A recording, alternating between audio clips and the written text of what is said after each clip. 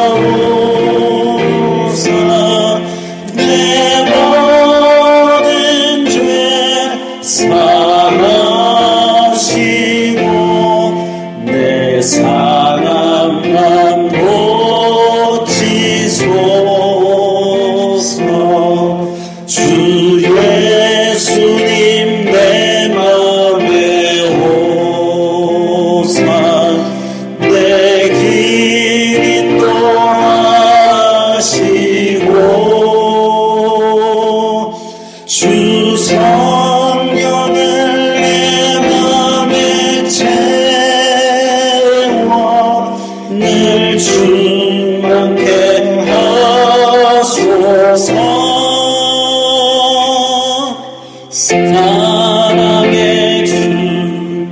사랑의 주 내 마음속에 찾아오사 내 모든 죄 사하시고 내 상함만 고치소서.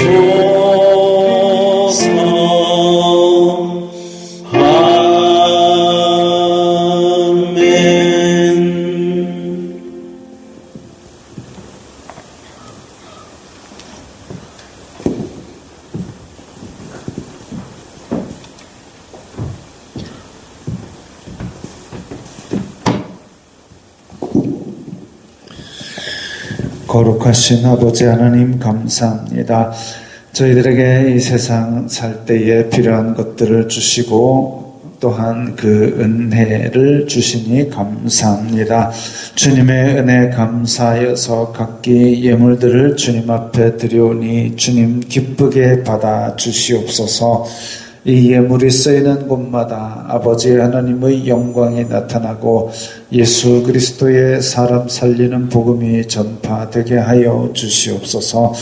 내리교회 성도들 어디로 가든지 나누어 줄 수 있는 자가 되게 하여 주시고 주님께서 주신 청지기적 사명으로 우리에게 주어진 것들을 잘 나누어 줌으로 말미암아 물질로도 주님께 영광 돌리게 하여 주시옵소서. 우리 주변에 안 믿는 사람들이 우리들의 모습을 보고 하나님께 영광 돌리게 하여 주시옵소서. 예수님 이름으로 기도드리옵나이다. 아멘.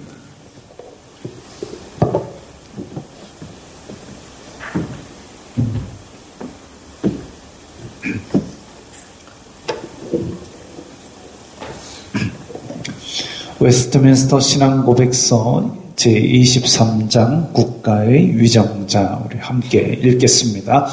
모든 사람들이 위정자들이나 정부를 위하여 마땅히 할 일들은 다음과 같다. 그들을 위하여 기도함, 그들의 인격을 존경함, 정부의 세금과 기타 공과금을 납부함, 정부의 합법적인 명령을 순종하되 양심적으로 할 것 등이다. 위정자가 무신론자이거나 혹은 종교가 다를 경우에도 마찬가지이다.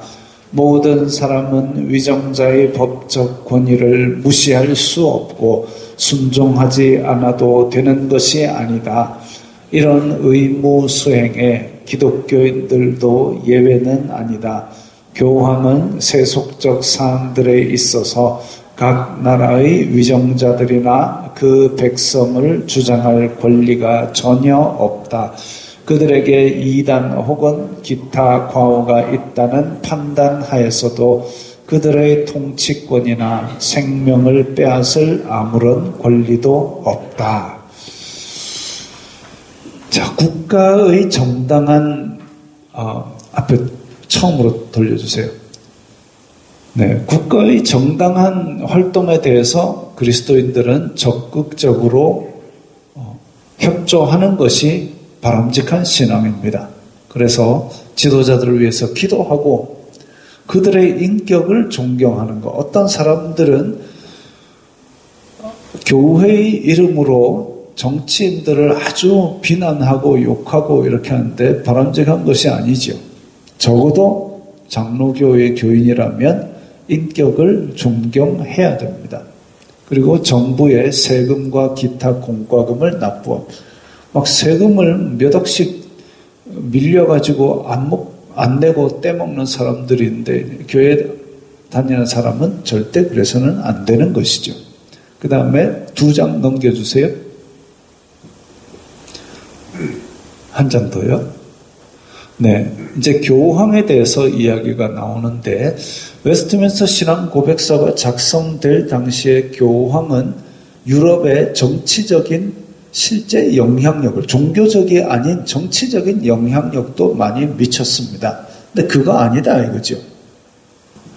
종교적인 것을 가지고 국가를 자꾸 이리저리 간섭하고 이런 것들은 바람직하지 않다라는 겁니다. 그래서 하나님께서 국가를 다스리라고 주신 권력자들을 존중하고 그들의 양심적이고 합법적인 행동에 대해서는 우리가 적극 협조를 하는 것이 맞고, 그 다음에 정치와 종교를 분리해서 생각을 해야 됩니다.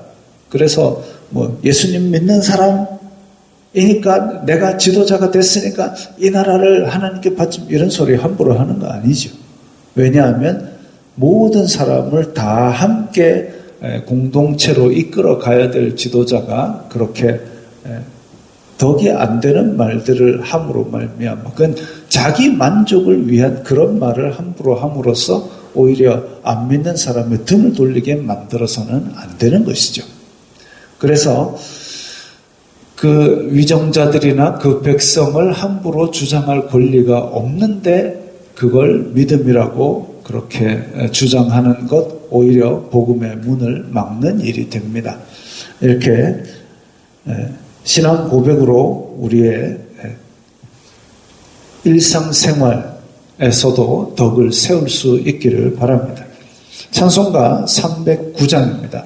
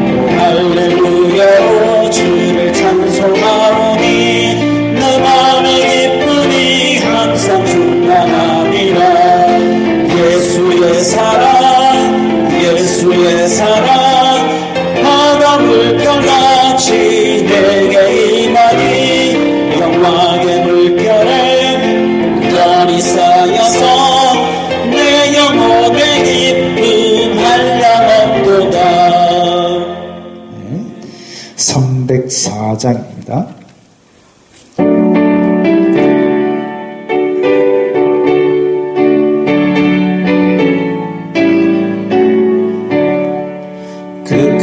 오직 하나님의 사랑 말로나 형용 못하네.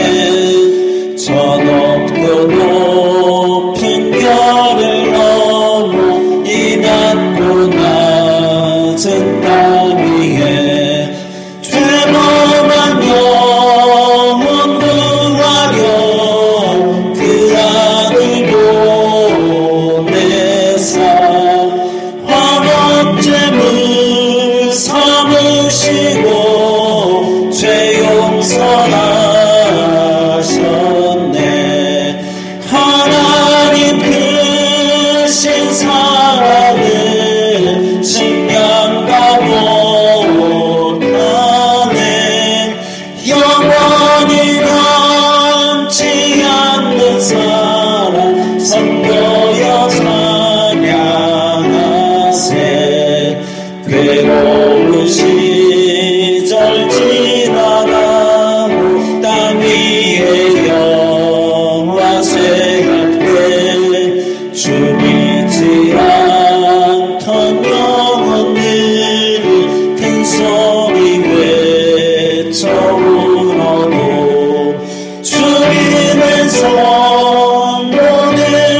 성도들에게 큰 사랑 베푸사 우리의 죄 사했으니 그래 잊을까. 하나님 크신 사랑은 측량다 못하네. 영원히 변치 않는 사랑 성도여 찬양하세. 하늘을 두루마리 삼고 바다를 먹물 삼아도 한없는 하나님의 사랑 다 기록할 수 없겠네. 하나님의 크신 사랑 그 어찌 났을까. 저 하늘 높이 쌓아도 채우지 못하리. 하나님 크신 사랑은 측량다 못하네. 영원히 변치 않는 사랑 성도여 찬양하세.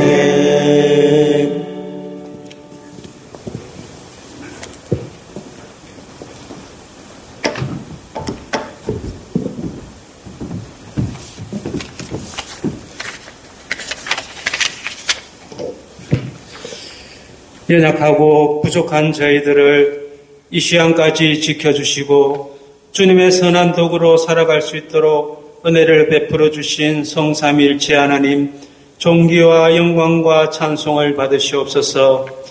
2023년 한 해를 주님의 은혜 가운데 잘 보내게 하시고 2024년 새로운 한 해 오직 하나님의 영광을 위해 허락하여 주심을 감사합니다. 올 한 해 하나님의 사랑을 넘치도록 충분하게 받아 그 사랑을 나누어 주며 섬기며 믿음으로 승리하는 복된 한 해가 다 되게 하여 주시옵소서. 날마다 말씀과 기도로 영적으로 육적으로 우리 자신을 뒤돌아보며 두렵고 떨림으로 구원을 이루어 나가는 은총을 베풀어 주시옵소서. 나 자신에게 주어지는 하나님의 살아있는 말씀을 통해 죄를 깨달으며 회개하는 은혜를 더해 주시사 우리를 집어삼키려고 어르렁거리며 달려드는 악한 영들과의 싸움에서 승리하는 성도들이 다 되게 하여 주시옵소서. 주님의 피값으로 이 땅 위에 내리교회를 세워주시고 강신현 목사와 성도들이 주님 말씀에 순종하여 복음의 귀한 도구로 살아가게 하여 주심을 감사합니다. 주님께서 맡겨주신 일에 충성을 다하며 귀한 삶을 살아가는 주님의 종을 영육간에 늘 강건하게 붙들어 주시고 말씀 사역에 부족함이 없도록 늘 주님의 은혜가 충만하게 하여 주시옵소서. 강단에서 선포되어지는 말씀에 성령의 능력을 더해 주시사 우리를 주장하는 육신의 정욕을 죽어지게 하시고 말씀이신 예수 그리스도께서 우리를 주장하며 살게 하는 복된 시간이 되게 하여 주시옵소서. 거룩하시고 자비하신 아버지 하나님, 알게 모르게 무너져가는 지금의 대한민국을 불쌍히 여겨 주시옵소서. 이 땅의 모든 것이 다 주님의 역사하심과 그 뜻 가운데 이루어져가는 것을 미사오니 부디 이 땅의 영혼들이 정신 차려 깨어나 다시 일어서서 힘차게 나아갈 수 있도록 이 나라를 붙들어 주시고 선한 길로 인도하여 주시옵소서. 이 땅의 교회들도 정신 차려 회개하며 주님께로 온전하게 돌아오는 역사가 일어나게 하여 주시옵소서. 내리교회와 연계되어 있는 교회와 선교사들도 깨어 기도하며 다시 오실 주님을 예비하며 충성된 삶을 살아가는 은혜와 능력을 다하여 주시옵소서. 내리교회 성도들 한 사람 한 사람들도 다 기억하여 주시고 붙들어 주시사 주님께서 각자에게 맡겨주신 사명과 그 인도하심에 따라 감사로 기쁨으로 순종하며 최선의 삶을 살아가는 성도들이 다 되게 하여 주시옵소서. 날씨가 차가운 계절에 성도들의 건강을 지켜주시고 섬기는 가정과 직장과 사업장에 주님의 은혜가 늘 함께하여 주시옵소서. 예수님의 이름으로 기도드리옵나이다. 아멘.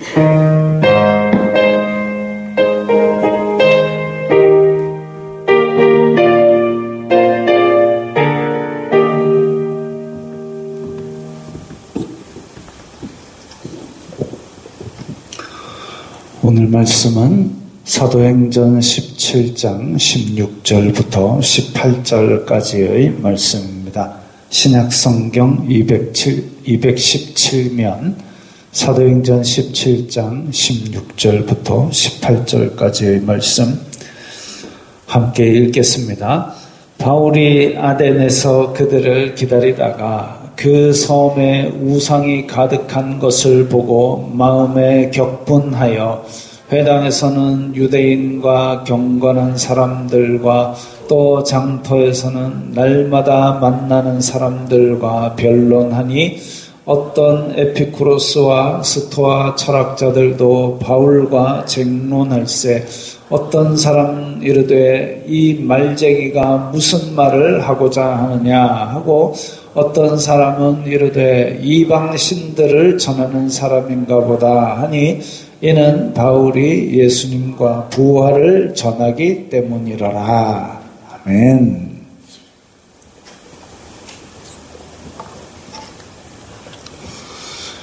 자, 바울은 지금 야반 도주를 했죠. 데살로니가 교회에서 야반 도주를 해가지고 그 베레아 사람들이 아테네까지 또 태워줬습니다.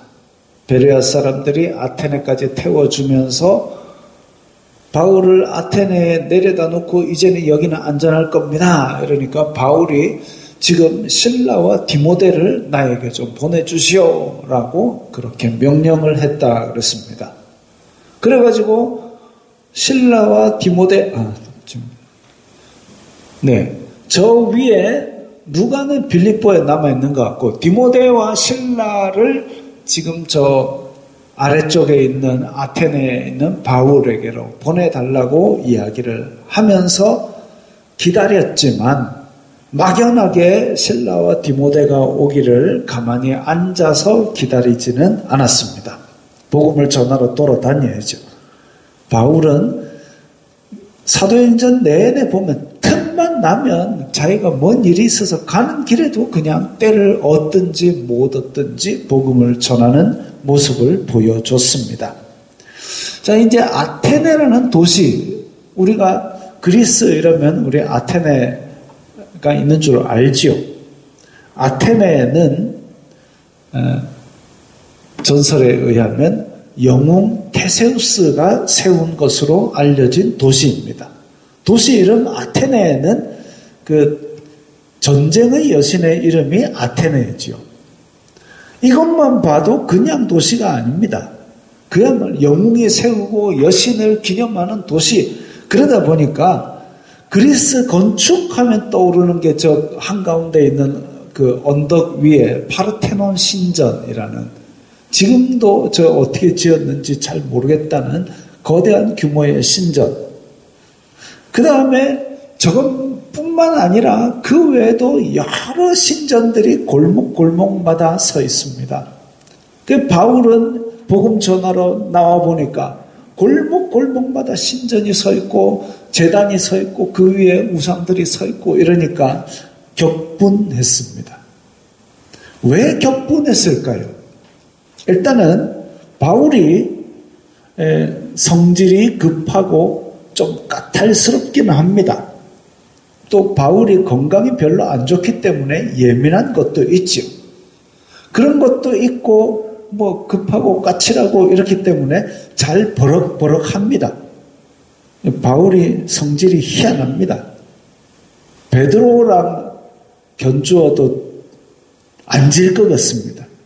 그 갈라디아서 보면 이제 베드로랑 바울이랑 뭐 만나가지고 한 보름 있었다는 얘기 나오는데 그 보름 동안 소리 되게 시끄러웠을 겁니다. 바울도 성질이 보통 아니고 베드로는 말보다 지금 성질이 버럭이 먼저 나오는 사람인데 예수님을 만나서 둘 다 좀 갈고 다듬어졌지만 하여튼 급한 두 사람끼리 만나갖고 말은 안 되고 버벅버벅 하면서 성질만 버럭버럭 내고 보름 동안 재밌었을 것 같습니다. 어쨌든 잘 버럭합니다. 그런데 바울이 아무 때나 성질 버럭버럭하는 그거는 성격이 이상한 사람이죠. 바울이 아무 데나 버럭하지는 않고 언제 버럭하느냐? 이치를 어그러뜨리는 모순과 부조리를 보면 이게 그냥 금세 버럭합니다. 이치를 어그러뜨리는 모순과 부조리. 못 참는 거죠. 아테네가 바로 그런 도시였습니다. 언덕마다 신전이고 별의 별 신상들이 서 있는데 심지어는 알지 못하는 신에 대한 제사를 빠뜨렸다가 그 신이 화날까봐 알지 못하는 신에게 하고 제단을 세워놓고 그렇게 만들 정도의 우상 숭배가 창궐하는 도시였습니다. 이게 바로 모순과 부조리지요. 모순과 부조리입니다. 제가 약간 이런 부분에 있어서는 조금 평소에는 잘 참습니다. 잘 참는데 예수님 이름 팔아서 이상한 짓 하는 걸 보면 저도 좀 빨리 없애됩니다. 또 최근에 어떤 게 있느냐 하면 우리 중고등학교 과학 시간에 멀쩡히 배운 그런 그냥 지식인데 그 아닌 걸 가지고 아주 통달한 것처럼 막 우기는 사람. 예를 들면 지구가 평평하대요. 지구는 평평하다고 바닷가 가서 보라고 평평하지 않냐고 그런 사람을 보면 제가 아주 화까지는 안 납니다. 어이가 없어가지고. 그런 사람들이 의외로 많이 있습니다. 그 다음에 제가 이제 헤어스타일이 좀 시원하다 보니까 여기저기서 이제 극적인 효과가 나온다는 샴푸 같은 걸 갖다 줍니다. 식약처에서, 우리나라 식약처에서 효과가 있다고 검증된 거는 2개밖에 없습니다. 미녹시딜하고 프로페시아인가 그 2가지 성분 외에는 효과가 있다고 검증된 게 없습니다. 인증받은 게 없습니다. 근데 그거 들고 효과가 있대요. 그러면서 확 해보랍니다. 효과가 있으면 약품입니다. 근데 그냥 상품이에요, 샴푸는. 그래갖고 써보랍니다. 그 쓰면은 뭐 이상한 막 약품 냄새 같은 게 나기도 하고, 한약 냄새 같은 게 나기도 하고, 저는 별로 안 좋아합니다. 저도 향긋한 과일향 나는 샴푸로 머리 감고 싶어요. 어쨌거나, 그래서 그 많은 효과가 있다는 기가 막힌 약품이 아닌데 약 효과가 있다고 우겨대는, 사실 그거 고발하면 다 이거 영업 정지 당하거나 이렇게 벌금 물거나 하는 그런 사안들이거든요. 왜냐하면 그렇게 허가가 난 게 아니기 때문에.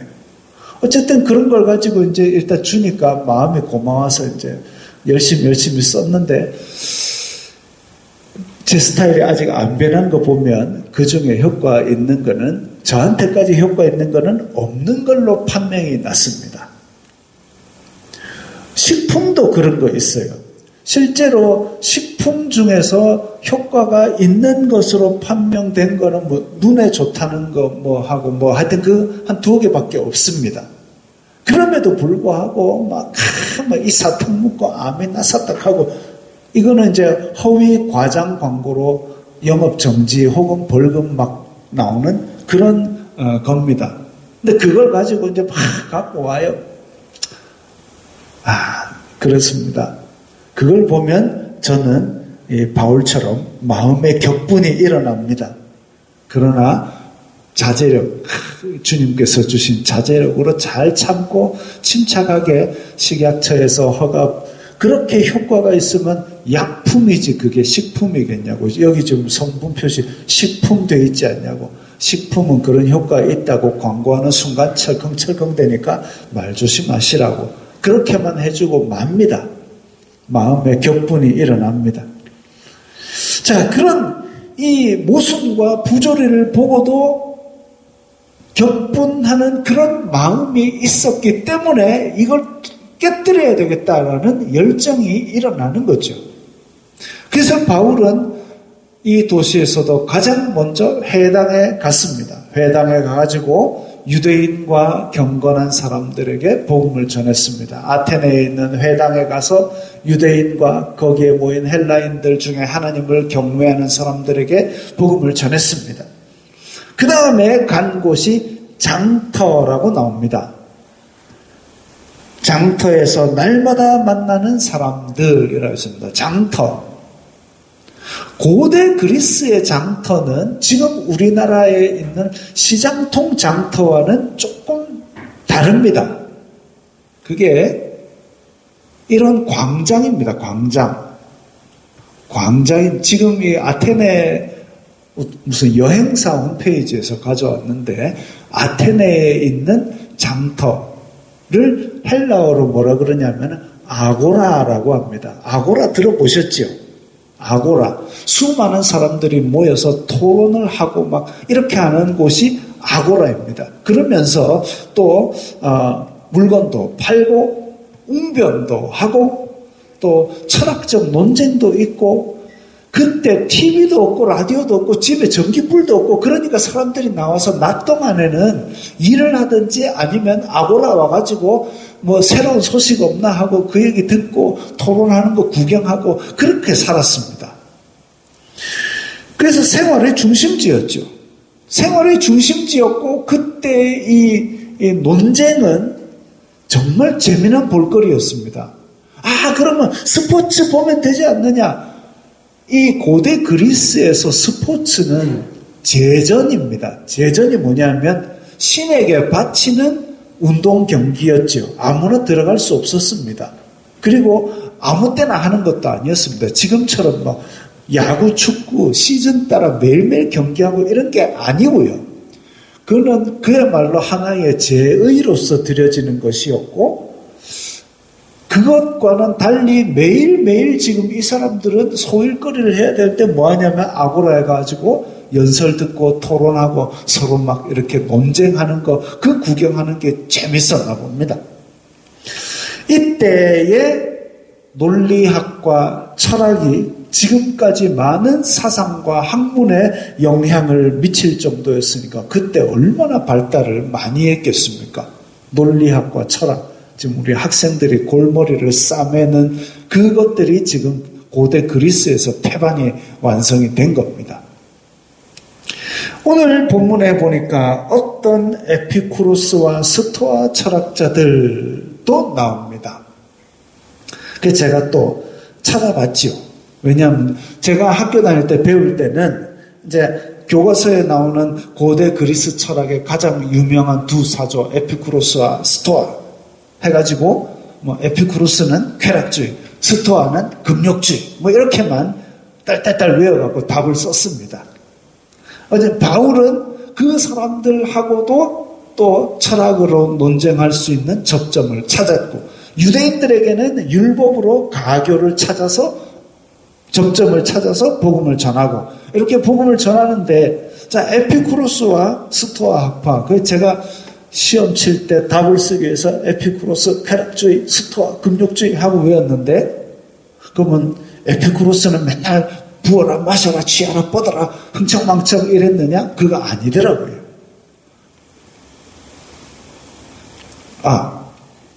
네, 에피쿠로스 학파의 시작.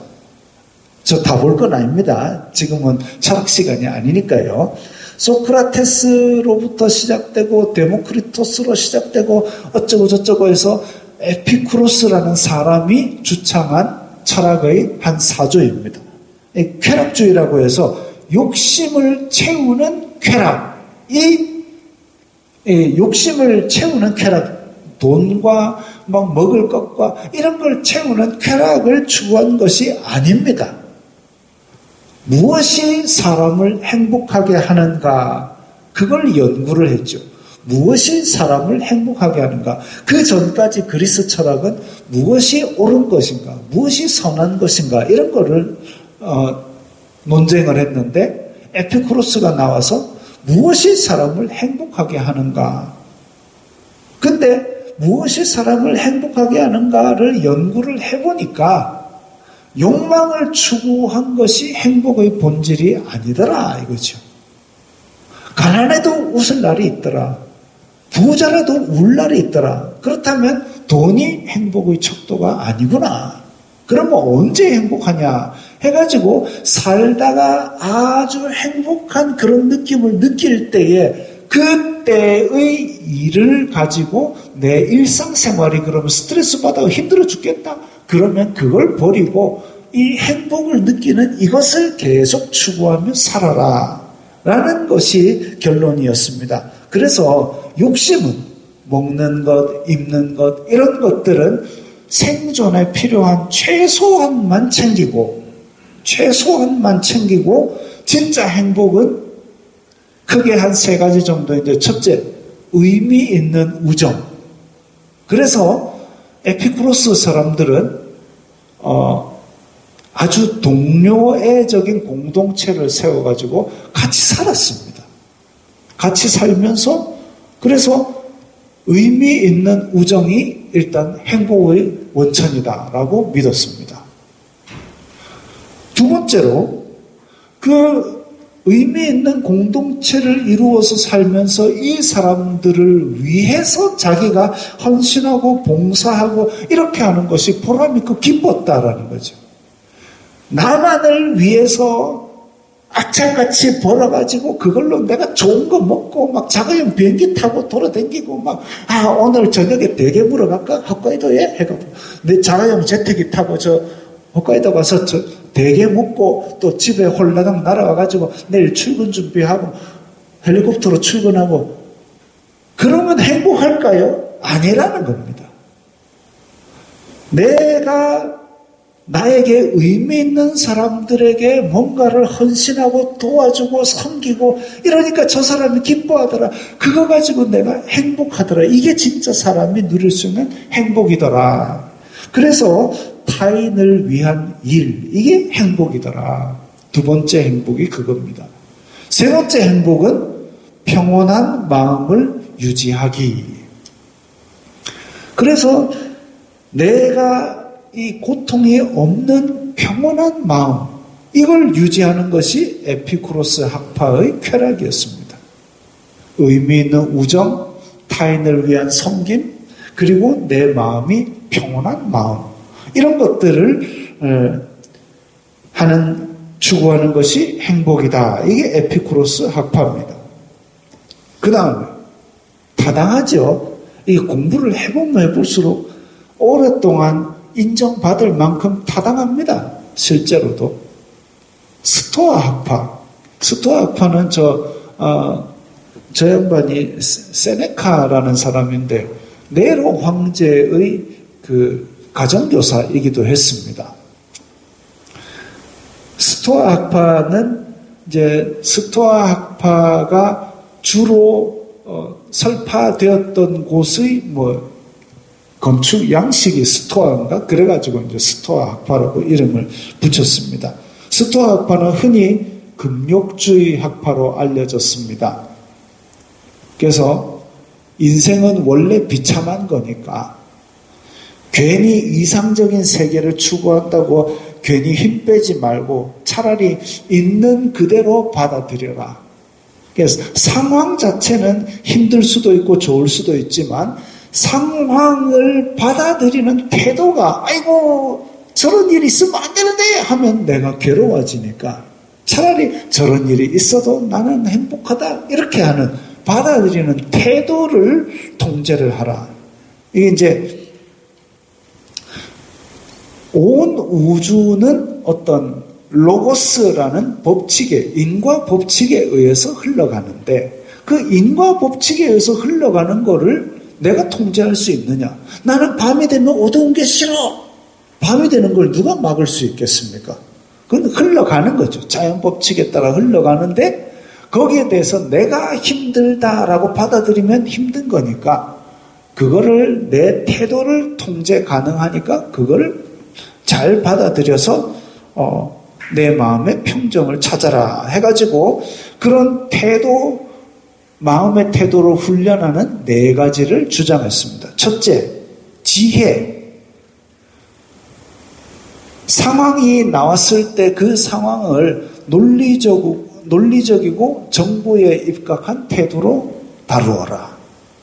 그러니까 고통이다라고 하는 것이 해가 지면 나에게 고통이다. 해가 지는 것이 나에게 아픔을 주지는 않는다. 단지 빛이 없는 것이다. 눈을 감아도 똑같은 일이 벌어진다. 이 정보지요. 객관적인 정보를 가지고 내 상황을 다루는 그 지혜를 공부를 했습니다. 그 다음에 둘째로는 절제. 모든 삶에 있어서 자기 절제를 하게 된다면 마음의 평안을 찾는다. 아둥바둥하고 막 이렇게 하는 게 아이고 강남의 집값이 몇십억이 그거 보려고 하니까 그런 거죠. 내 절제를 유지한다면 거기에 대해서 나는 평정심을 가질 수 있다 이거죠. 정의. 저 앞에 써있는 글씨대로입니다. 인간은 용서받을 자격이 있다. 인간이 저지르는 실수에 대해서 화를 내면 안 된다. 불리한 조건은 용서되어야 한다. 이게 뭐냐면 평소에 밉상 부리던 애가 있어요. 이 밉상 부리던 애가 있는데 그날따라 유리컵을 하나 딱 깼어요. 그러면 우리는 이 유리컵 깬 거 말고 평소 밉상을 이 아이에게 막 혼을 내는 겁니다. 야, 평소에 맨날 그 설치사트만 깨본다. 깰 수도 있잖아요. 물론 이제 안 깨면 더 좋겠지만 평소에 자기의 미움을 가지고 그걸 그렇게 다 쏟아붓는 게 일반적인 사람의 태도였습니다. 그가 아니라 잘못한 사람이라 할지라도 공정하게 원칙대로 대해줘라. 그래서 저 이야기를 했습니다. 그리고 마지막으로 4번째로 용기. 전쟁에 나갈 때만 용기가 필요한 것이 아니라 일상에서 명료하고 진실되고 원칙을 따라 사는 것도 우리의 용기다 이랬습니다. 스토아 학파 자기 절제를 강조하고 에피쿠로스 학파는 행복을 추구하고 이런 것들이 사실 이 2가지 학파가 가장 큰 학파로서 아고라에서 저렇게 사람들이 잔뜩 모여 있으면 그 앞에서 누가 올라가서 연설을 합니다. 연설을 하면 그러면 반대쪽에서 어떤 사람이 나와가지고 그 논쟁에서 틀린 부분을 논리적으로 지적하면서 거기에 대해서 나는 이렇게 생각한다. 이렇게 딱 하면 그럼 사람들이 박수 확 치고 그렇게 해서 논쟁이 막 벌어지고 그랬습니다. 마치 권투 시합 보듯이 축구 경기 보듯이 논쟁을 관람했습니다. 논쟁에 이기면 제자들이 선생님 저에게 가르쳐 주십시오. 제자들이 막 수업료를 내고 따라 붙고 논쟁에 지면 제자가 떠나고 패가 망신하고 이기면 재물이 오고 명예가 오고 이렇게 그래서 직업적으로 논쟁만 하는 사람들도 생겼습니다. 그러니까 사람들이 목숨 걸고 논리학 철학 공부해가지고 아고라로 출전하는 사람들이 있었습니다. 왜 이 철학 이야기를 길게 하느냐 하면 이렇게 목숨 걸고 논쟁에 칼 가는 사람들 틈에서 이 에피쿠로스와 스토아 철학자들은 수많은 인정을 받은 그런 철학인데 바울이 이런 철학자들과 논쟁을 하면서 복음이라는 인간의 행복, 인간의 절제 이런 것과는 전혀 관계없는 관점을 보여주면서도 하나도 밀리지 않고 쫙 쏟아낸 거지요. 그 내용은 오늘 본문 아까 18절 이후부터 한 30절까지 쭉 이어집니다. 읽어보십시오. 좀 이따 나오니까. 자, 근데 바울이 이렇게 논쟁을 하니까 두 가지 반응이 있었습니다. 첫 번째는 조롱입니다. 조롱. 오늘 본문에 보니까 이 말쟁이가 무슨 말을 하고자 하느냐. 이 말쟁이라는 말이 나왔습니다. 바울을 말쟁이라고 한 겁니다. 논리적으로 흠잡을 수는 없는데 말은 맞아서 반박은 못하겠고 그러나 저 말이 맞는 말이라 해도 나는 받아들이기 싫어. 이 표현이 바로 말쟁이입니다. 그도 그럴 것이 에피쿠로스 스토아 철학은 현재 살아있을 때만 대상으로 이야기를 하는데 바울은 죽음과 부활을 이야기하니까 전혀 모르는 세계입니다. 그러니까 말쟁이라고 조롱하고 멸시했습니다.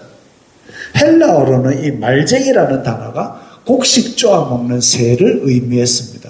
곡식 쪼아먹는 새. 그러다가 후에는 이제 곡식 쪼아먹는 새에서 확장된 의미로 쓰레기 쪼아 담는 사람, 쓰레기 가지고 사는 사람을 가리켰다가 점차 다른 사람의 사상을 어디서 주워듣고 해가지고 지 것도 아닌데 다른 사람의 사상을 쫙 주워듣고 자기 것처럼 말만 번지르르 하게 하는 그런 사기꾼으로 뜻하는 그런 말이 됐습니다. 그러니까 말쟁이라는 말이 지금 우리가 쓰는 말로 하면 바울 저 사기꾼이 무슨 뻥을 치고 앉았노? 이런 식으로 멸시한 겁니다.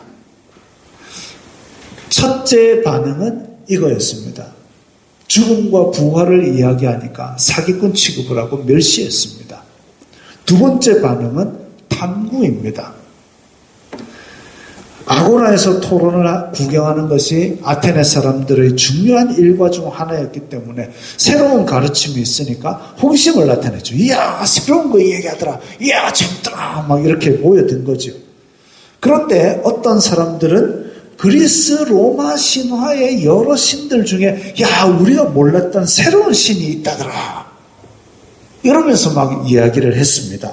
또 어떤 사람들은 아레오바고라는 곳으로 바울을 데리고 가서 거기서 들었습니다. 아레오바고가 뭐 하는 곳이냐면은 약간 법정 비슷한 의미로 쓰이는 곳입니다. 그래서 범죄한 사람을 벌 주는 법정이 아니라 주로 종교나 교육이나 도덕 이런 것에 대해서 이 아레오바고에 모여가지고 유력자들이 모여서 그걸 듣고 이게 도저히 우리는 받아들일 수 없는 사상이다. 이런 걸 판별하는 법정입니다. 그런 재판회의가 열리던 자리에 아레오바고에 바울을 데리고 가서 거기서 한번 네 주장을 얘기해봐라 라고 이야기한 것이 이제 19절부터 쭉 나옵니다. 거기에서 바울이 아레오바고에서 전한 복음이 뭐냐면 그리스 로마 신화에 나오는 신들이고 우리나라에서 애니메이션으로 만든 그 그림입니다. 가운데 번개 표시 있는 이 신은 누굴까요? 그죠? 학생들이 잘 알아요. 요 만화 보고 자라는 학생들. 저는 제우스. 그 다음에 맨 왼쪽에 있는 파란 놈은 포세이돈. 맨 오른쪽에 있는 까만 저놈은 하데스. 다 압니다. 이렇게. 그렇습니다. 바울은 아레오바고에서 그리스 로마 신들과 하나님을 대조해서 설명했습니다. 여러분들 신들 많이 섬기고 있습니다. 심지어는 모르는 신들에게도 제단을 세웠는데 그 모르는 신이 누구냐 하면 바로 천지를 지으신 한 분뿐인 하나님입니다.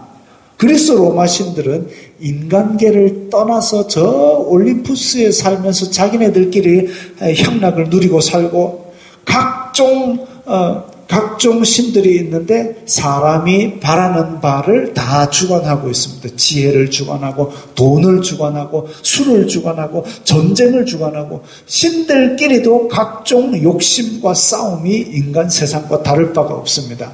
그런데 하나님, 바울이 전하는 하나님은 천지 만물을 창조하시고 다스리는 주인이시고 지극히 거룩하고 선하시기 때문에 그래서 인간을 지극히 사랑하시지만 인간의 거룩을 원하시고 인간의 죄 지은 것을 벌하셔야 되기 때문에 오히려 인간을 구하시기 위해서 예수 그리스도를 보내셨다.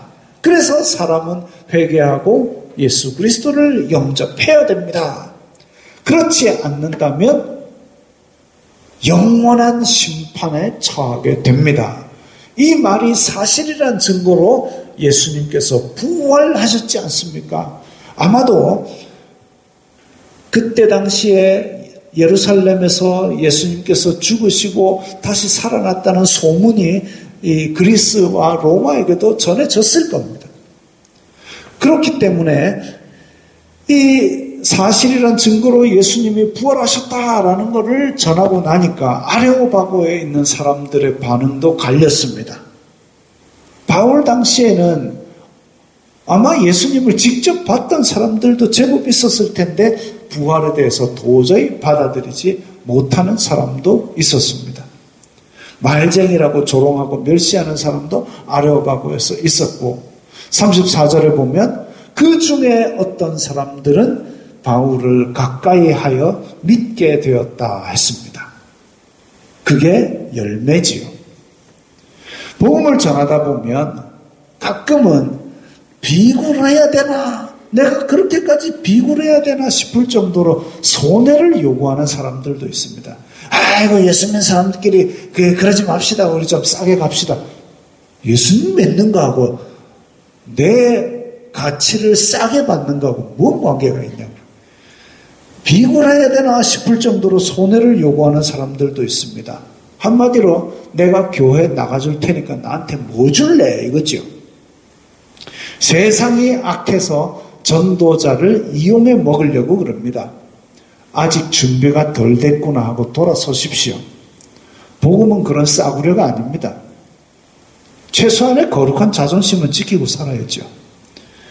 다 그러니까 하나님께서 원래 잘 살고 있는데 얘는 탈삭 때려갖고 너는 지옥 가 이런 게 아니고 다 지금 지옥으로 둥둥 떠내려가고 있는데 그 중에 하나씩 건져내서 살리고 계신데 그 살리려는 소식이 복음인데 그 해주면 고마운 줄을 알아야지 그걸 이용해 먹어가지고 그렇게 굽신굽신을 요구한다? 굽신굽신하고 비굴하고 손해보는 거는 우리 교회 안에서 서로 섬길 때 하십시오. 교회 안에서 믿음의 형제 자매들끼리는 비굴하고 굽신굽신하고 서로 섬기십시오. 아까 에피쿠로스 아빠처럼 의미 있는 관계를 유지하기 위해서 그렇게 하십시오. 그렇게 하면 공동체가 행복해지고 아름다워집니다. 비굴하게 굽신굽신하고 섬기는 것이죠. 세상은 우리를 말쟁이 또 무슨 말을 하노? 죽은 사람 무쳐 사노? 그렇게 조롱하고 멸시할 겁니다. 그러나 우리는 포기하지 않고 복음을 전해야 될 것은 그 가운데 분명히 아레오바고 사람들처럼 복음을 받아들일 사람들이 있기 때문입니다. 그래서 때를 얻든지 못 얻든지 우리는 예수 그리스도의 죽으심과 다시 사심을 전해야 되는 것입니다. 거룩한 자존심으로 우리도 말쟁이라고 그렇게 멸시받고 조롱받을지라도 복음을 결코 포기하지 마시고 거룩한 자존심으로 복음을 전하시기 바랍니다. 오늘 이 말씀 생각하시면서 우리 다 함께 결단하는 기도를 드리겠습니다.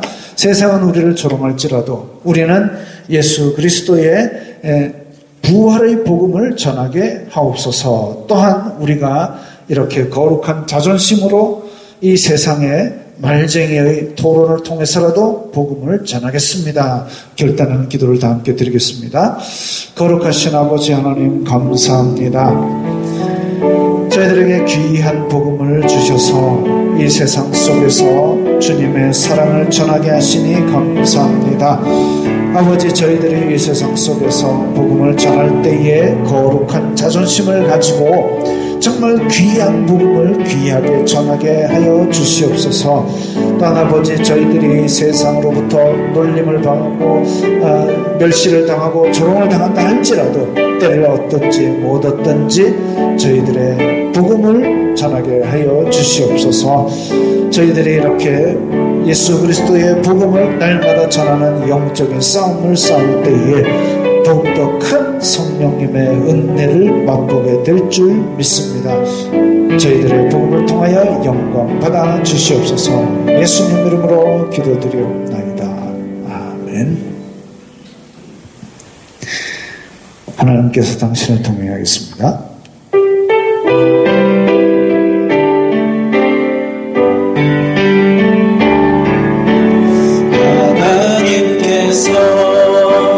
당신을 통해 메마른 땅에 샘물 나게 하시기를 가난한 영혼 목마른 영혼 당신을 통해 주 사랑 알기 원하네.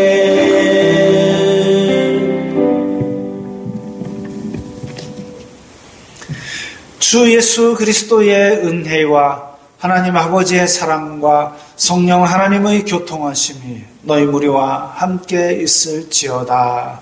아멘.